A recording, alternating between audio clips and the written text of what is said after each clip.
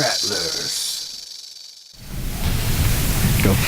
Rattler fans, welcome to Talkin Rattlers, where the banter is never out of season. Back and better than ever. David Tovar, Joe Rodriguez with me. Joe, now we've been gone, Rattler fans, for a second. We're still partying from the park at St. Mary's. It feels like a while, but yes, like you mentioned, a successful opening at the park. The facility's just beautiful.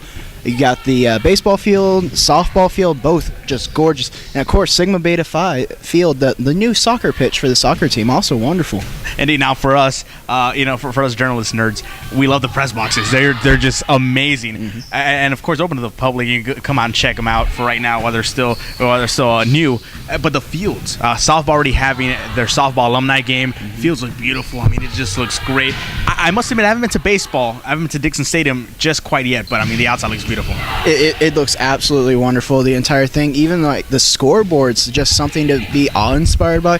And I cannot wait to get into those baseball and softball fields. But let's go on ahead. Let's talk about Sigma Beta Phi Field and the two teams that play on that, men and women's soccer. Let's go on ahead. Let's start with the men.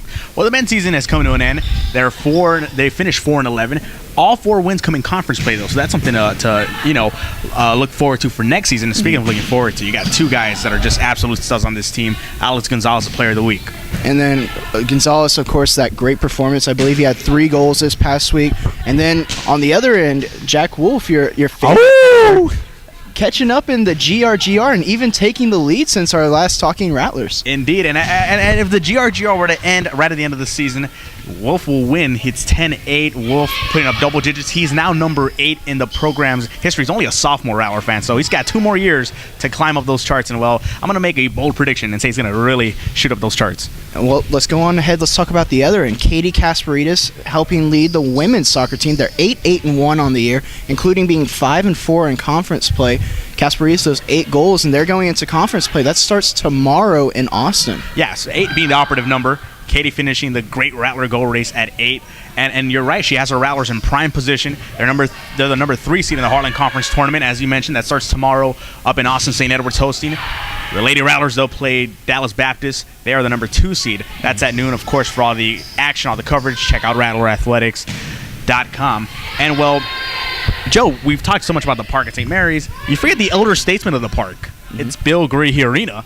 And Bill Greehey Arena taking a backseat. I mean, incredible to think. Our beautiful Bill Greehey Arena taking a backseat, but they're back at center stage. Volleyball is next. That's right. And speaking of the Heartland Conference Tournament, the volleyball team really fighting for their lives as they go into these last 2 games at home. These will be 2 pivotal games. The most pivotal perhaps tomorrow, that game at 7 against Newman.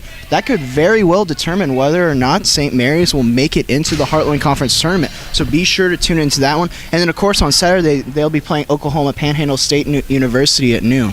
Now, volleyball sitting pretty at 500, 12-12. However, they're 8-6 in Heartland Conference play, which bodes very well for them, as you mentioned, fighting for position in the Heartland Conference Tournament. However, we've talked about this on a couple Talking Rattlers. Mm-hmm. They're 4-9 at home. Joe, got to fix that remedy. You really do. I mean, if you can't get up for this game and be excited at home, I mean, it's really going to be tough for them to come in. But I have confidence that our Rattlers will be able to pull through and get these big 2 wins at home.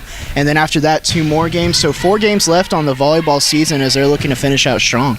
So they'll put their bow on their season here inside Bill Greehey Arena Thursday and Saturday. And then Bill Greehey Arena is not done just yet.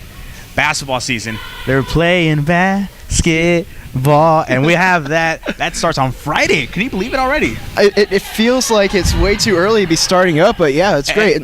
And Joe, I gotta admit, Curtis Blow's famous lines, they really reflect what I think.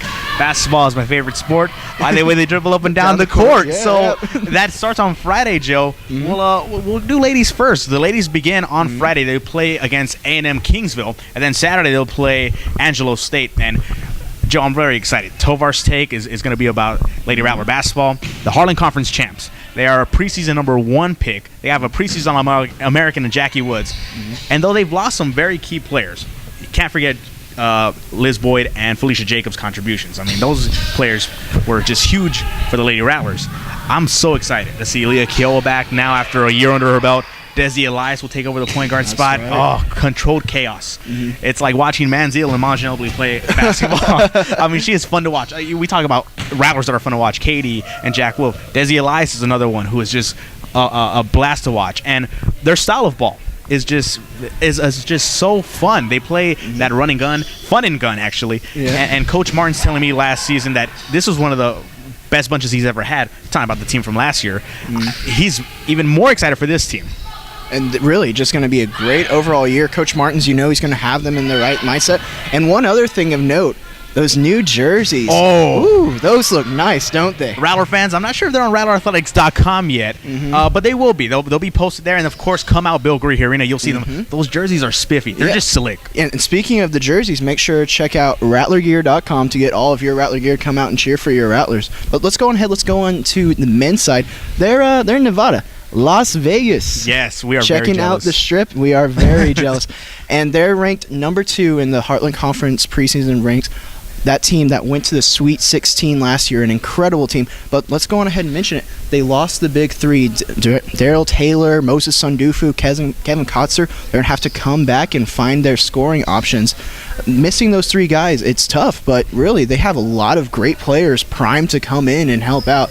Like Isaiah Matthews, he's looking great, hasn't he? He's bulked up. He's massive this year. I'm expecting great things out of him. And of course, Marvin Binney, we hear only great things about him too. I have him in class, just a funny guy, and he really seems on top of everything. And then, Coach Z, very encouraged by the interviews that he had earlier this year in our media day.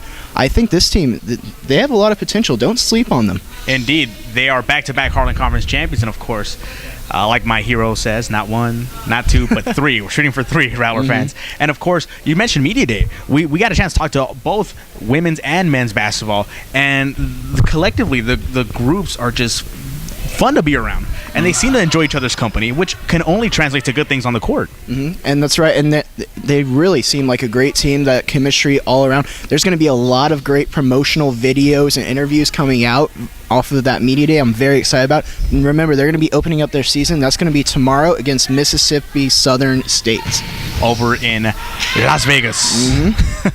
All right, Rattler fans, and of course, for all the coverage on men's and women's basketball, remember to stay tuned to rattlerathletics.com. Well, Joey, I think we're back. We're better than ever. Remember, Park at St. Mary's open for business now. And let's see what else. Social media, facebook.com/St. Mary's Rattlers. Also follow us on Twitter at St. Mary's Rattlers. We're on Instagram now. Like our pics, double tap at St. Mary's Rattlers. # Rattler Nation. YouTube. All our archives, all the games are on YouTube. YouTube.com/St. Mary's Rattlers. Even the hit webisodic episodes of Talkin Rattlers. That's right. And where can we get our Rattler gear? Oh, rattlergear.com to get all your Rattler gear. And also be sure to look out for Tovar's Take and A Cup of Joe coming out very soon. rattlerathletics.com for that one as well. Alrighty, Joe, I think we covered everything. Shout out to our main man, Brian McGlulion, behind the camera. Robin Johnson, Chad Peters, of course, the masterminds, the architects, the evil geniuses behind us. Yes, indeed. Or in front of us, I should say, but regardless. Alrighty, Rattler fans, well, that will do it. We're going to go back to partying at the park. So that's just what we've been doing lately. So remember, Rattler fans, for everything, keep it on rattlerathletics.com. For Joe Rodriguez, I'm David Tovar. This has been a presentation of the Rattler Network. Talking Rattlers with the banter is never out of season.